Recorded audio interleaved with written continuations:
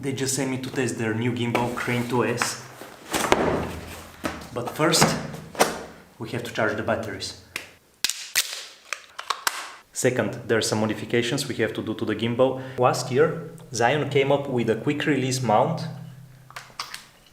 So you can mount your tripod just with a click. Do you know how much time it saves me every single time? Because every time I put my gimbal in the bag, I have to unscrew the tripod. And like that, single click, one hand. Now we're gonna move it to the Zhiyun. And of course you have to mount it to the other tripod, but it's stuck and I cannot unmount it from the Ronin tripod.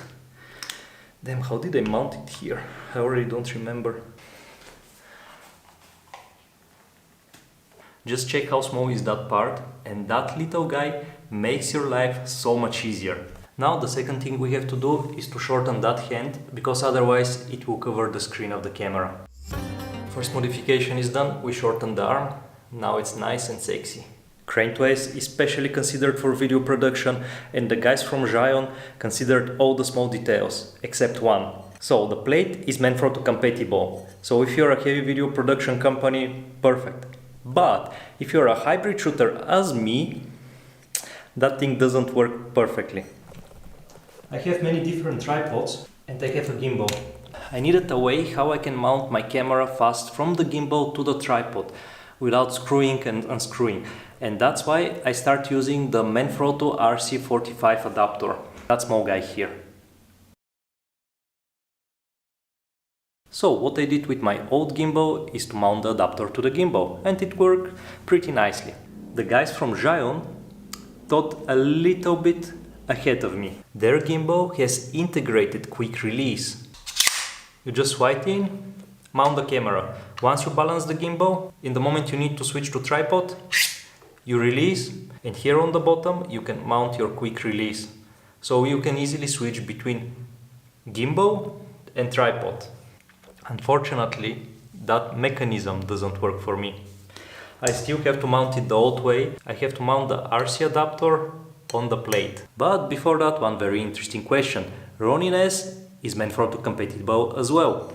And if you take a look at Ronin and Crane plates, they look quite similar and the size is very similar. So will the Ronin plate fit to Zhiyun and will Zhiyun fit to Ronin? The answer is no. Ronin fits to Zhiyun, but it's a little bit smaller, so the plate is widening. And the Crane 2S plate is a little bit bigger, and it doesn't fit to the Ronin S, so they're not compatible. The RC plate has been mounted. Let's go and have some fun now and test the gimbal.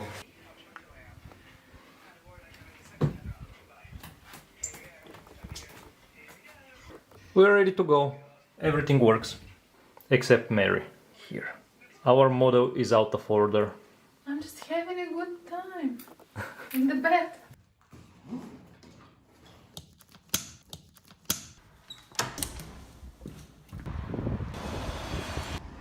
We're all set and go.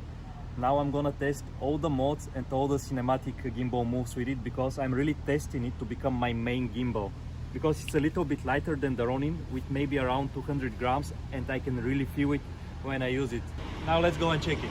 You think you know me? Say I'm as cold-hearted as they come. I tried to achieve push shot with tilt movement up, but in the beginning it was quite hard. It took me maybe 4 or 5 attempts till I managed to nail the shot. Slowly cutting my ties with And it's actually quite easy to control the joystick speed, because Zhiyun has a control here with a small monitor, and you can control mostly every single parameter of the gimbal, and that makes it extremely easy for you because you don't have to connect to application. Unfortunately, I had to Google it, so I wasted around 10 minutes searching exactly where is the setting. But once you get familiar with the menu and how to work with the gimbal, it's quite good.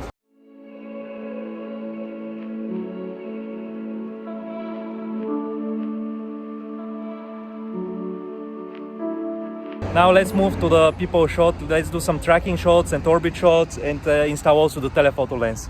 Baby, it's a big dark world. You don't need to know about that. Don't need to know about that. I'll protect you with my lies. You don't need to know about that. Don't need to know about that. Just let me love you. Just let me love you.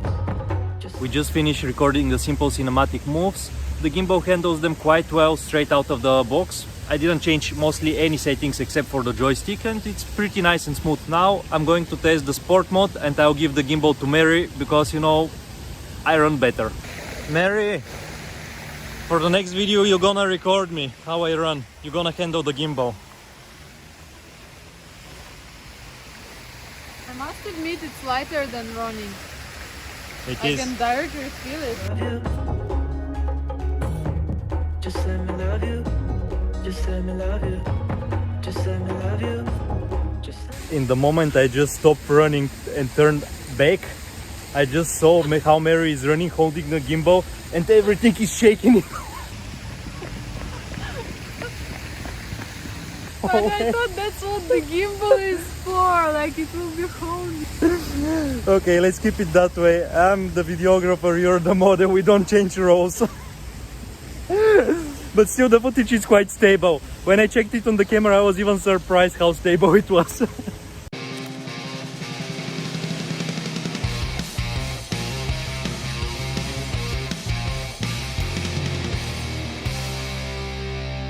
So the sport mode feels quite responsive. It feels mostly like the Ronin S. Just there is one thing, most probably it's because I'm jumping from Ronin to Zhiyun. The sport mode is in follow mode. The camera is going up and down, left and right, and sometimes I want to be only left and right. I have to find how to fix that issue, but I bet you can change it in the settings. Now let's do the orbit shot and see how easy it is to do the orbit, because this is one of my favorite shots. If the gimbal cannot do orbit shot, it's not a good gimbal, but I have doubts that Zhiyun will not be able to do a good orbit shot. But let's check it out.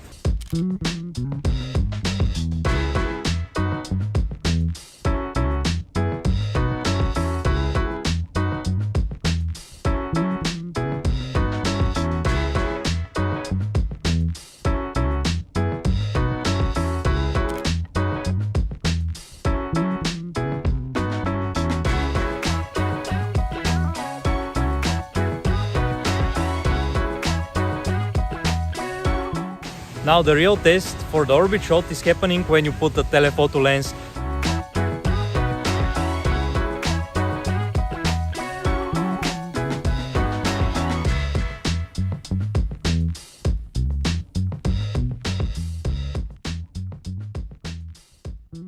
The default settings for the telephoto lens were too strong, the motors were very sensitive, so I just removed the follow motion and then the shot was perfect. It's really cool how Zhiyun gave you the control to change all the settings with the dials. It's really fast, very very fast, and that saves you so much time on production. If I learn the system, I'll be really efficient. There is one downside that you cannot save the settings. It's not like I can save my settings for telephoto lens and then I can save the settings for my 16 to 35 for the wide angle. Because if that would be the case, it would be even faster, because on Ronin you can save 3 modes, and that's what I did. My first mode was for my heavy setup and the second mode was for my telephoto lens. I guess you get used to the system, and the more you use it, the more efficient you'll become.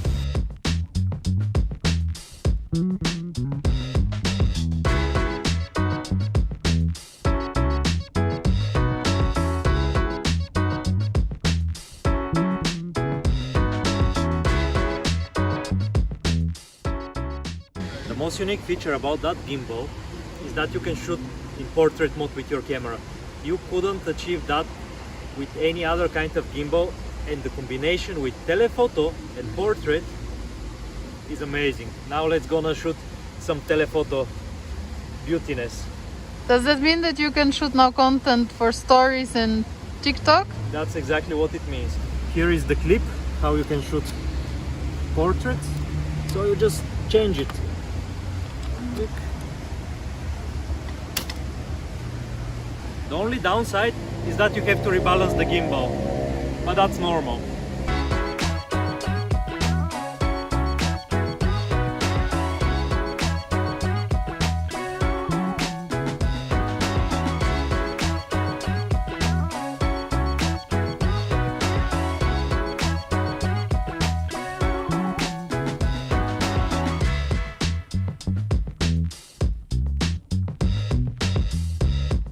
There are many things I liked about that gimbal and very few things that I didn't like.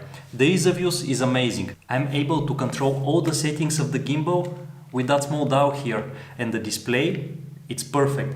Even in bright sunlight I could see what is in the display. It's not extremely bright, but you can still see and operate the display. Huge thumbs up about that. It is extremely easy and fast to stabilize the gimbal, and in that room there is too much echo. Let's go outside. Those locking mechanisms here help you extremely a lot when you want to balance the gimbal. Because of them it's much faster, and second, when you transport the gimbal, the motors are not bumping into each other. That's something I was struggling a lot with the Ronin.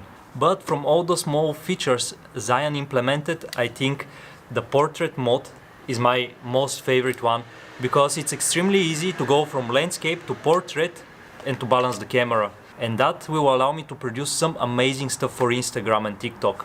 Now let's speak a little bit about the things I dislike. The grip here is horrible, it's very slippery. I know that it's carbon fiber, and because of that the gimbal itself it's lighter, but I would prefer it to be a little bit heavier, but to be some kind of rubber, because this one is really not ergonomic. If you're a girl, usually the girls have a little bit smaller hands than me, it will be really uncomfortable for you. But here the tripod is very nice rubbery material, and it's not slipping at all. I don't think this one will be a huge issue for me, because I'll buy a handle and most of the time I'll shoot in a briefcase mode.